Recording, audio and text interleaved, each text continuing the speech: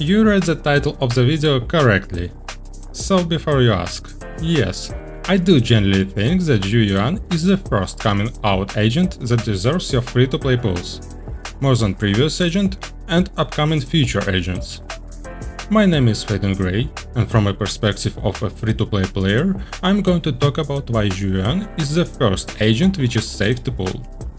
Wording, quote, the first, might sound strange for you. Isn't Ellen was the best tier 0 agent? Don't get me wrong, Ellen is definitely a great agent on her own, with great multipliers. She's truly the T0 character, I'm not arguing with that. However, in my opinion, for the free-to-play players, she is worth the pulls only under certain conditions. Like having Laekon, for example. Laekon, Ellen, Sakaku complements each other on an entire different level comparing to other available synergies.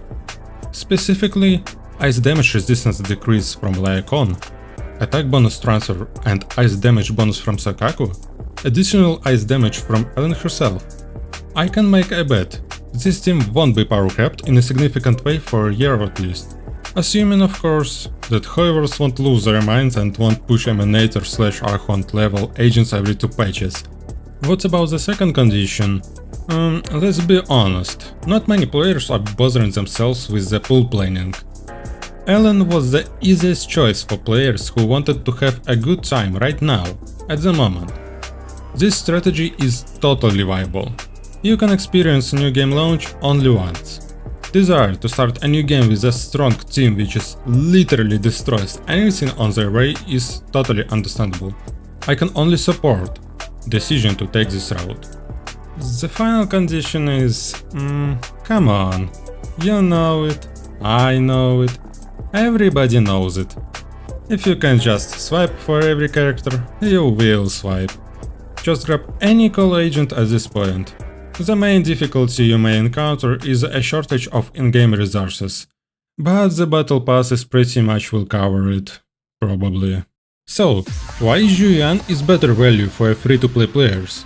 Her kit have all instruments to be effective, cleave against groups of enemies, and high single target damage against bosses.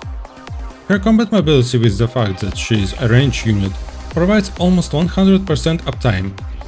She is always doing her damage, she doesn't have animation locks, almost no pauses for repositioning. Overall, it makes Zhu Yuan reliable DPS without any obstructive gimmicks. Except maybe her combos, but practice will neglect any inconvenience in that department. Damage dealers without any pressure points tends to last very long time. If content cannot counter your character because there is nothing to counter, this character is basically invulnerable against power creep. The only thing which can stop Zhu Yuan being on the top of the release are current enemies resistances and a new agents with larger row multipliers, which is, to be honest, is gonna happen to everyone. There is no point to plan your pulls according to this. Okay, we get it. Zhu Yuan is strong, but again, why is she specifically the first best unit to pull? Those arguments is not enough to put her objectively above Ellen, you might ask. And I can already say that Ellen is better than anything what we currently have in the game, if she is in her best installed team. Did you notice? Only in her best team. So, if you don't have Lycan, please let me cook something here. Zhu Yuan passive abilities is: when attacking stunned enemies with enhanced shot shells, damage buff from suppressive mode is increased by an additional 40%. So, core passive requires stun agent to be added in the team. What about additional ability? For additional crit rate, it requires a support agent or a public security agent in the team. Stun agent and support or PubSec. Wait a second. Does it mean I just lied to you about how Zhu Yuan is the best choice for free-to-play players? She is clearly strongly relying on another limited S-rank agent, Qingli, which is both stun and PubSec. Pulling 2 limited S-rank agents back-to-back in the beginning of the game living cycle clearly is not free-to-play viable option. Well, Of course it's not. This is why you don't need to pull Qingli in sake of pairing her with Zhu Yuan. Actually, you don't need to pull anyone else. All of us already have necessary agents on our accounts already. Probably you are already guessed. I'm talking about Enby and Nicole. Enby, just a decent stunner. There is nothing particular to talk about. I will only mention bonus to energy gain for sharing the same faction with Nicole. Let's talk about her.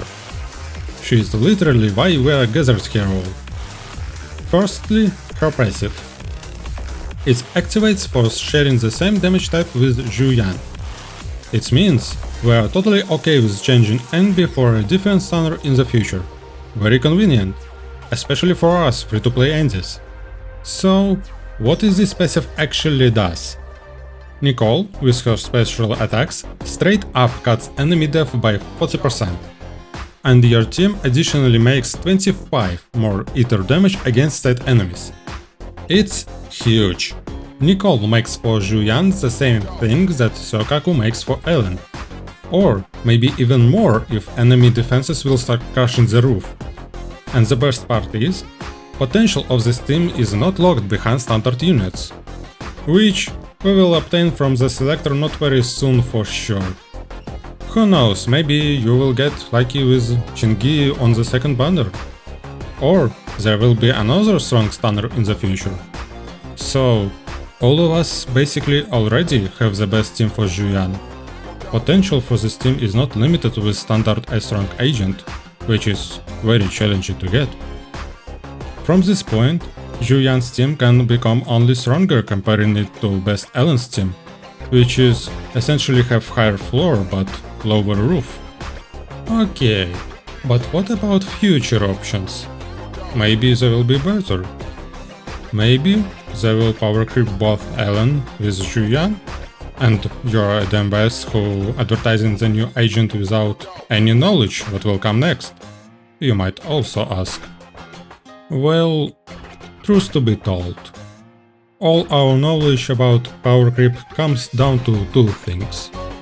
First, don't pull the first limited character, and the second, quote-unquote, power creep these nuts. We cannot infinitely club block ourselves just because there will be inevitable power creep in the future. What we can do is analyze each agent's kit. Seek for any roadblocks that can prevent us to use character in the hardest content game can provide. Ellen have good modifiers and the best team in the game, but she will be power crept by an easier to pilot agents without strict animation locks, which have the same output. There is also a space for power creep Zhu Yuan for sure, her cleave instead of AoE, and probably lack of synergies that she could provide for the team. But again, times when we will play damage dealers that will casually nuke a huge AoEs is long ahead.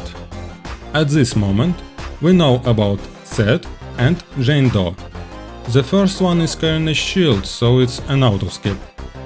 Jane Doe is more mysterious. She may or may not be stronger choice than Zhu Yuan, but she is 2 banners ahead.